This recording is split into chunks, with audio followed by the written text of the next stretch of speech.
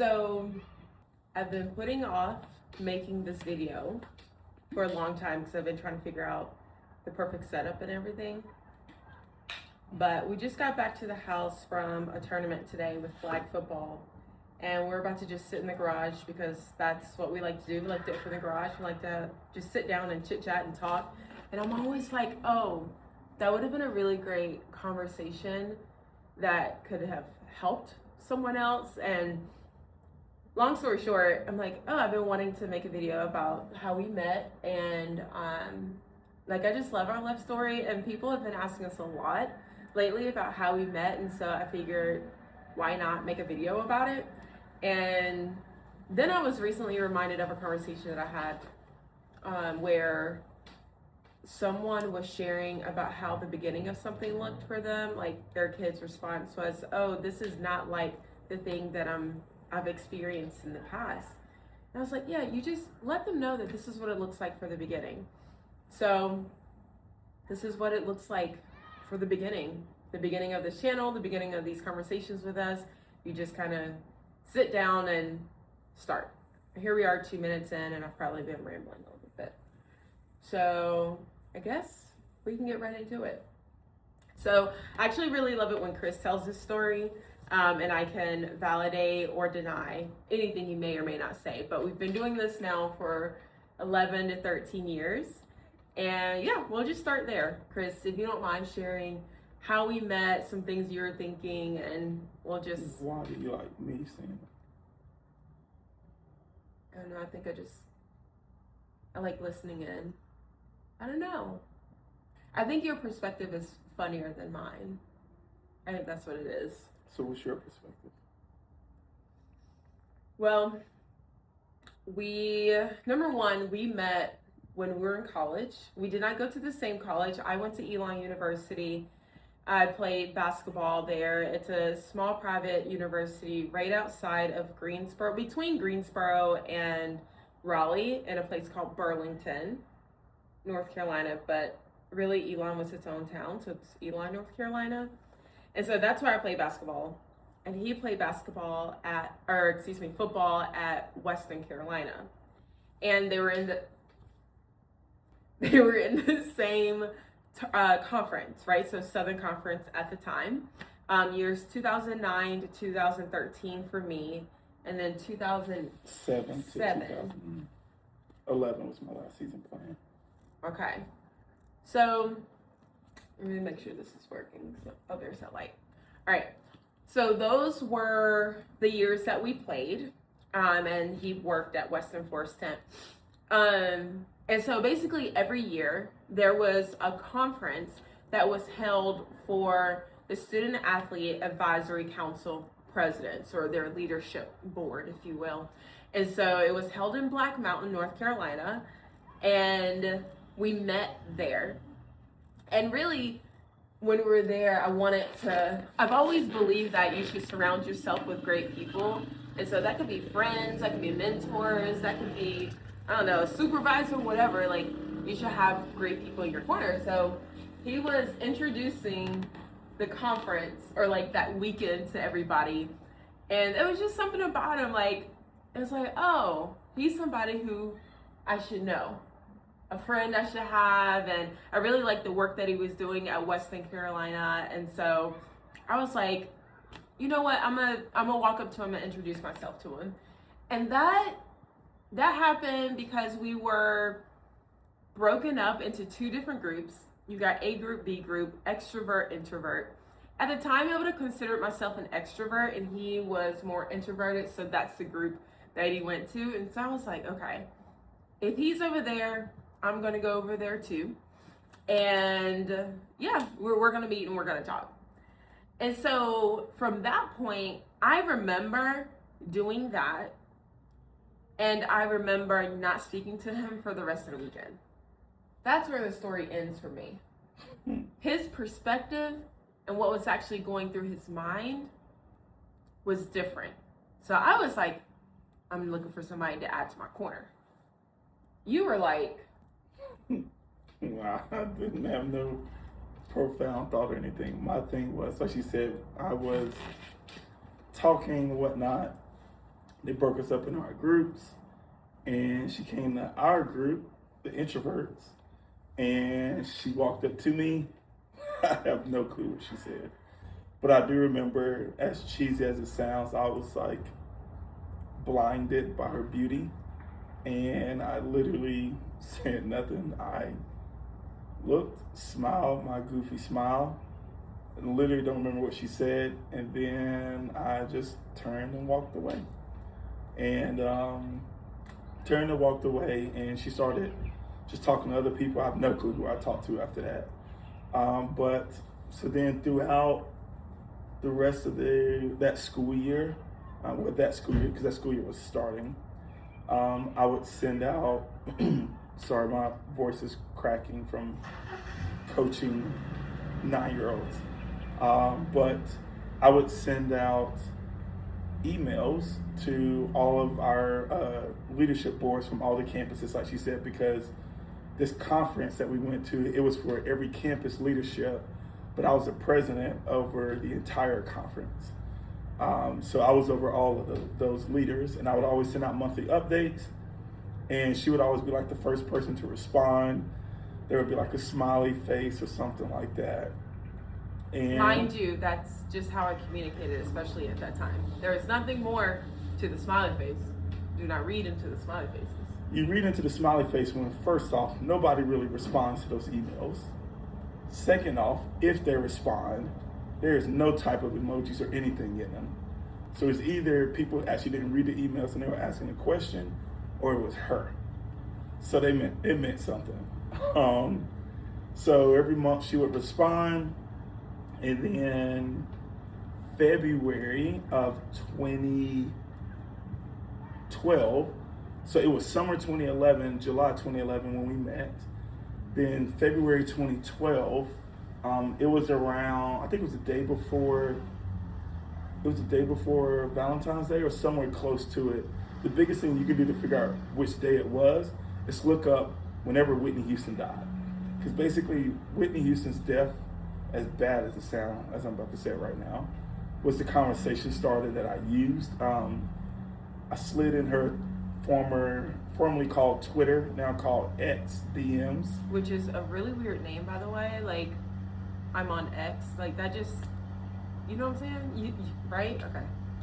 So I slid in her DMs with another cheesy line, "Your Abby is cute." Avatars. Yeah, her picture was cute. And then we had like some quick little back and forth.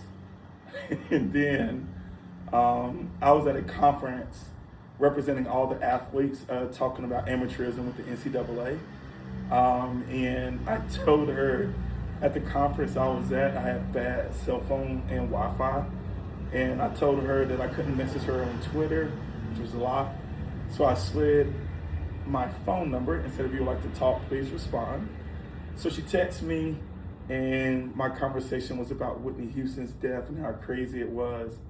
And then come to find out, I was going to be home in Greensboro, like she said, which is right beside Elon. I was going to be home in Greensboro for our spring break.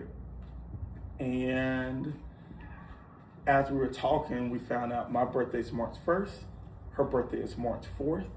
And so I was like, hey, when I'm home for spring break, we should go out for our birthdays and celebrate together. That was my, I guess cheesy is the key word for everything I did back then. That was my cheesy way of kind of asking her on a date. I wouldn't say it's cheesy. So for my birthday, we ended up going out on our first date. We did dinner at Buffalo Wild Wings. And then we went true college student budget. Yes. We did dinner at Buffalo Wild Wings. And then right afterwards, we went to go see a Denzel Washington movie. It was Safe House. I remember we went to see Safe House. She remembers it was Safe House, but she also fell asleep. Hey. It was after dinner. So I definitely thought I was too boring. But while we were hanging out that night, which I also did pick her up. So I remember we were driving, come to find out her like advisor for another organization she was a part of was actually my 7th grade teacher that we still kept in touch then, I would say the only reason we don't keep in touch now is both of us, all of us have kids and jobs, so it's hard for all of us to stay in touch now. But I promise you that if she texts right now, we would both respond to her. But back then, me and Miss Platt is her name, we communicated a lot still, and we found out just through talking for our birthdays, like, hey, you know Miss Platt, I know Miss Platt, we should go by her school because she was still teaching, and we should show her that we met.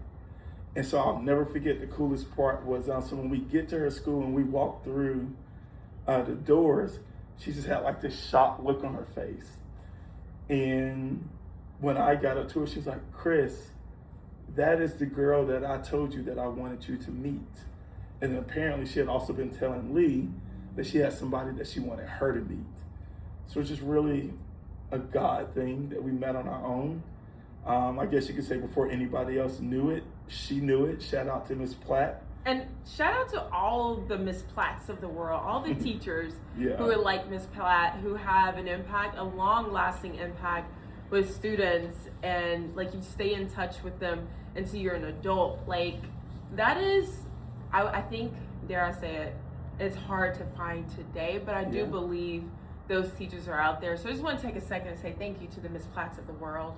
Keep changing the world, keep impacting the future generations. I know that it's really hard to do right now, but keep doing good work. Don't ever get tired of doing good work. Yeah, so that was cool. Then we did like another date with Miss Platt and her husband, where it's like a double date. And I forgot about that. Yeah. That was cute. And then like the other thing, which is why I said the whole thing about Lee falling asleep, was a little bit after that, we found out that her thyroid was doing some abnormal things, and they thought that it might be cancerous. So a little bit after that, I think it was in April, she ended up having surgery on her thyroid, and that was linked to like her falling asleep in the movie theater because she was just very tired. And I'll never forget that. So when she was in the hospital, her mom, God rest her soul, had to work, and I did not want Lee to. We were girlfriend and boyfriend at this point in time, because we went. We started dating March 10th, 2012.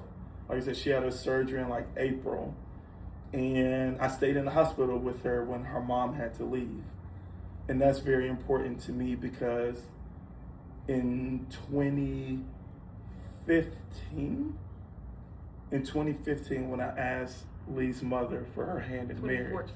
2014, when I asked Lee's mother for her hand in marriage, she said that she knew when she saw me in the hospital with her baby that I was going to marry her. Love you, Mama J. Oh, yeah. So that's kind of like our story. And do you now see why I like it when he tells it? There's so much more context because there is just a completely different experience of the same event. And I just think his perspective is a little bit more interesting because for me, it was as purely let's surround ourselves with the right people. But God had other things in mind. It was like, no, you just met your spouse. Now, let me tell you this, because around that time, I wasn't really thinking about who do I want to be with or anything because I was actually dating somebody at that time. And when he and I had broken up, fast forward like a few weeks, by that point I'd already visited Western Carolina because I went up there to see one of my sorority sisters. And then also she was like, hey, Chris is a great guy. Like, make sure you hang out with him while you're here. And I'm like, okay, cool, whatever. So we ended up going out while I was there. And I think I'd been back a couple of times, like a few weekends between when we first started interacting, I would say in February, and like probably over the course of 30 days. I've been up there a couple of times. And I just remember like when he had asked me out, that was the last time that I went up there. Not last, but like, yeah. So the last time I went up there was March 10th, that weekend. And when he asked me out, first of all, one thing I really enjoyed about the fact that he was at Western was the mountains. It was beautiful. If you've ever been to Silver, North Carolina or Western Carolina, like, you know what I'm talking about. And if you haven't been, then make sure you go to the Asheville area. Blue Ridge Mountains? Yeah. Blue Ridge Mountains. Beautiful. Wonderful cabins. Cashiers. That was right. North Carolina is a really, really cute town. So if you're looking for somewhere to go, I would say go there. At least at the time it was really cute. I think now it might be even cuter. But anyways, so he drove me to the top of this like overlook where you can see Western Carolina and also just all the mountainous views around it. And it was breathtaking. And I was on his back. I think we have a picture of it. If we do, I'll share it here. If not, I was on his back and we were talking and he asked me to be his girlfriend. Now, the reason I bring up the whole boyfriend thing before, I was dating someone and this conversation happened, him asking me out was only a few weeks later. So, context here. A few weeks later after y'all broke up. Don't make me sound like I'm a homewrecker. Y'all No, broke I up. said that. You said I had a boyfriend. Yeah. And then a few weeks later. You didn't say. Yeah, okay, you didn't we've say- broken up. Yeah. We've broken up and then a few weeks after the breakup. Okay, he's not a homewrecker. Great. So, after, I would say, when he asked me out, because I'd just broken up with someone, mind you, that guy was my first boyfriend. I didn't date anybody in high school. I started dating in college and junior year of college. That is actually a whole other video series that I want to do for the ladies because I was really like finding my identity during that time, especially when it came to the dating world, because in high school, I was really focused on academics and getting a scholarship to go play basketball, did those things.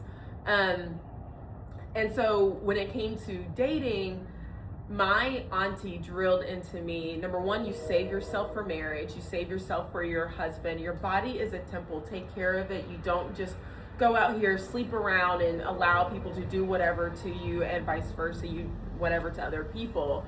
And you carry yourself like a woman and treat yourself and move and act like a queen. So I was like, okay, this is something that was drummed into me since as early as I can remember. She always said that to me. Your first time will be so special. Don't give it to just anyone.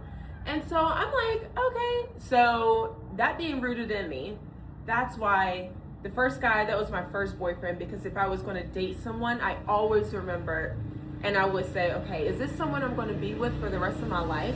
Even in high school, I considered that question. Or is this someone that I really want to, commit myself to? I couldn't find anyone that would be a yes to that, except for my first boyfriend. I thought that was it, but no. So we broke up, and no ill will, no bad blood there. It's just, it wasn't it, right? But Chris was my second boyfriend. So we're at the top of this mountain, and he asked me out, and I'm like, I just broke up with someone. If I say yes, then it's going to look like, I've been talking to him the entire time that we were dating, and like I was just so worried about what other people would think that I didn't even, like, for a second, I wasn't going to listen to the impression that was put on my heart. Everything in me was saying, yes, you need to say yes to this guy. And I was just like, but what's other people going to think?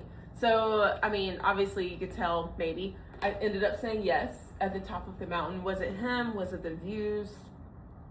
High altitude? I don't know. But I said yes. And I promise you, it was definitely the best yes that I'd made in my life at that point. And so that's how we got here. 11. So two things. One, it's cool that me and her both had the same mindset. Now granted, so for me, I saw a great marriage through my mom and my dad. And although I had the same mindset whenever I dated someone that, hey, whomever I date, I will only date them if I see myself marrying them. I think I had my first girlfriend probably in middle school, but of course you're very immature then. So what you thought was like a long-term type thing. And the same way she said, literally no ill intent to any of those like people that I dated before her, because they are great women. We're all children of God. Literally nothing negative against them. But as I got older is when you start to know the things that you're looking for and what actually would make for great compatibility between people. So we both shared that same type of thought. But my second thing, because I said two things, is so she said that when we started dating, she did have that mindset. But before we started dating, so this continues our story, because so when I proposed to her on Christmas Eve, and no, I proposed on Christmas Day. And the way I did that was we both had said that we weren't going to give each other Christmas gifts that year. And so I gave her this great poncho that, to be honest, I liked it more than she did, and I wanted her to wear it. So I got her this great poncho, cute. And then I got her this big box. It was actually my shoe box from some of the Cam Newton shoes that I had. Shout out to Cam Newton. Very large box, very big. So you could tell it wasn't like for her, if you ask me. But I gave her the box, and she probably thought it was shoes or something in it. And then when she opened it up, you could see that she looked confused because it looked like it was a bunch of trash. But then I told her, in that box was every single receipt from every single date we had ever been on, including like one time Connor Orr. Again, shout out to Connor Orr. He was one of my groomsmen at my wedding. Still keep in touch. Connor took us on top of a mountain where there was like a gun range, and we were shooting guns. So I had like a bullet casing from that. We went to the Coca-Cola factory. So we had like a bottle of Coca-Cola in there. So there weren't just receipts in there, but also just knickknacks and things like that from every single date we literally ever went on. And then in the bottom of it, I told her to dig in there. And when she dug in there, there was an envelope. And when she pulled the envelope out, I told her, now look on the back. And on that back, you'll see the day that I sealed this envelope. Because on this day, that was the day, which was February 29, 2012, because it was a leap year. So I told her on that day was when I made the commitment that she was now going to be my wife for sure. And I told her, you can open it and do whatever you want with it now, because I have this. And that was when I dropped down on the knee, pulled out the ring, still on the finger. Here we are, almost 11 years of marriage this summer. Yeah. So I had a plan from that first date that this is where we would be. I knew before we were dating that we were going to have 2 kids. I've been saying since probably second grade that was going to happen. Whoever I married, I was going to have 2 kids. My firstborn, me and my wife would name my son after me, Christopher O'Neill Everett III. And then we would have a second child who would be a girl, and I would let my wife name her. And that's just another reason why I believe in the power of the tongue, and also that we serve such a mighty God that he would give me those blessings as such an incredible wife to do it with. So sweet. Yeah. So you see why I like it when he tells a story? There's so much more context. Now, what I am curious about, and I'm gonna ask you to, what's the best way to put it? I don't know, maybe we should save that for a different video, because I really want you to get into like what led you up to the point where you were like, okay, I'm ready to get serious. Because Chris's backstory about how he was even ready for marriage and ready for that next step, I think really gives insight to women who are trying to figure out, like, you know, I'm looking for my Boaz, right? And I'm ready. Why isn't he ready? Or vice versa. He could be ready, but she's not ready. And Chris's story is one that I think would be really helpful for other young men out there. I don't know if that's something you want to share right now, or maybe we could just take some space later and really speak to what is like what are you looking for in a spouse, or not even just looking for in a spouse, to be honest. Like, what is the work that needs to be done on the inside before you are ready for the spouse? Because so often we're like, oh, well, what you hear in society is it's 50-50, or, I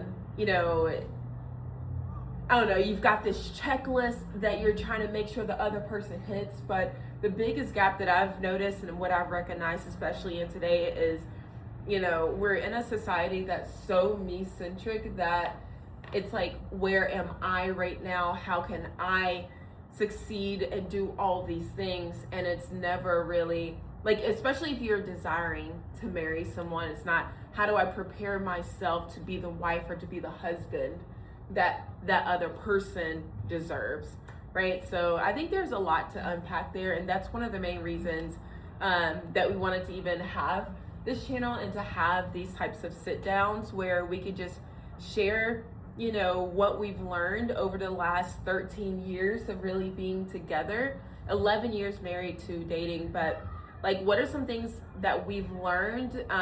What are some of the things that we went through? I mean, we've gone through so far buying 2 homes, $100,000 in debt, having 2 kids, and now living a life where we are debt free, and a life that is not, I wouldn't say the most glamorous life, but we have a really great life.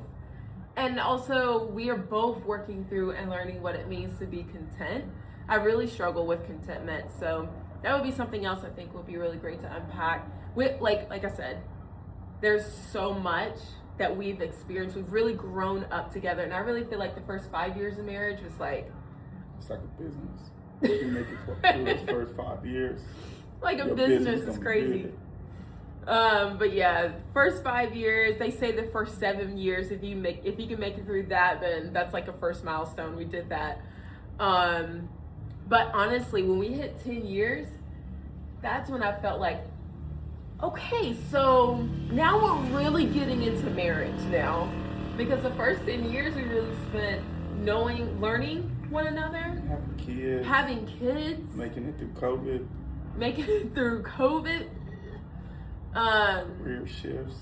Career shifts, yeah. The loss of your mom.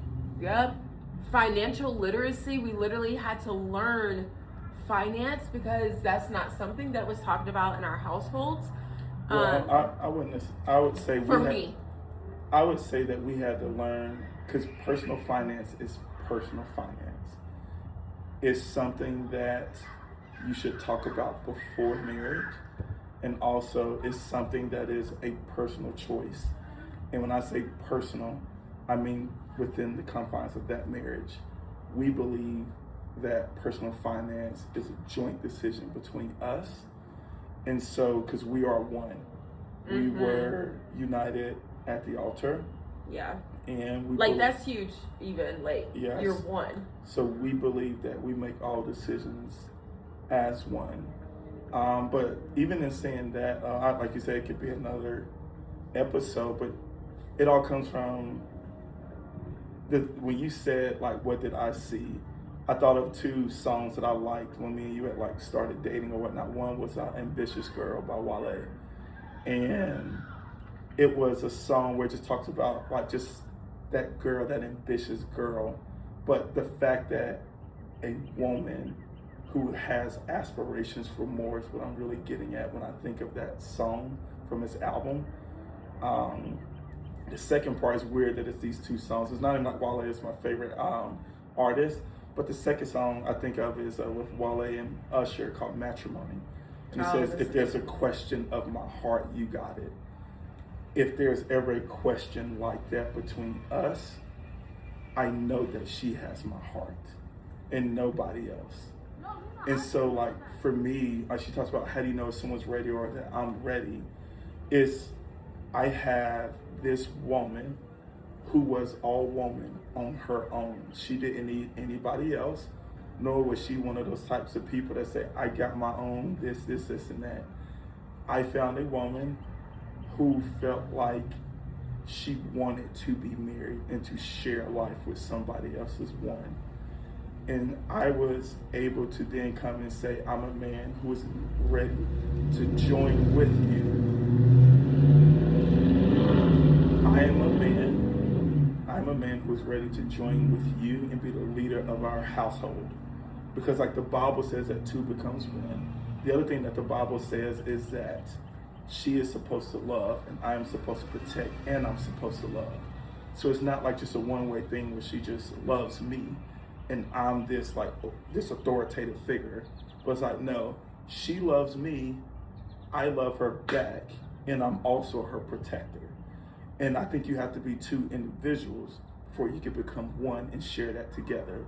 Because although I am the leader of our household as a husband and as a man, I also seek feedback from her, buy-in from her.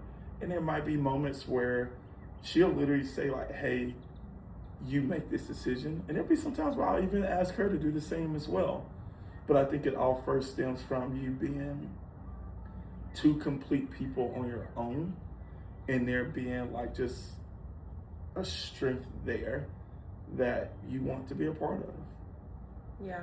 That's just summarizing it all. Yeah, I feel like we have a lot to unpack there because, yeah, let's do one of those. A video where we're really talking about the journey or the preparation. I don't know if we can figure that part out, but like how to get ready for marriage. And some of the things that we went through, I'm literally sitting here recalling, oh, that was such a special moment between me and God. I will never forget that day. Never. It was one of the strongest convictions I'd ever had from the Holy Spirit. So really excited to share that with you guys. But yeah, I feel like, that's pretty much it. That was a nice little, this is a little sit down session. We wanted to introduce ourselves and our marriage to you guys, how we got started and how we met, all that good stuff. Anything else you want to say? No? All right, well, wasn't perfect, but I feel like it was perfect for what was needed. And this is just one of those, this is what we do. We come home after a long day, we open the garage, we sit in here, we'll get some good music playing, some Sade, Al Green, Lenny, what's his name, last name? Lenny Williams. Is that because I love you? Mm-hmm. That's our jam. Our kids be singing it. We all driving down the road like, something like that, whatever. But that's typically what we do. So we wanted to bring you guys into our conversation for today. What's gonna be crazy is if this didn't record. I'm really gonna be mad, like the mics and stuff. But anyways, it's getting long. I know. All right, that's it. Make sure you guys like this video, leave comments, leave questions that you may have for us. We can definitely do like a Q&A session where we go through and we answer the questions that you guys had for us. Make sure you subscribe because this is really going to be a place where we have these practical conversations. We'll have vlogs because we do work in ministry. We travel for ministry, and I would love for you guys to see what that's like behind the scenes. We do have some of those already up and going. But make sure you are, subscribe and turn on notifications, all the things. But welcome to the family, the Everett family. And we are looking forward to having more conversations with you in the next video. Until then, see you guys later.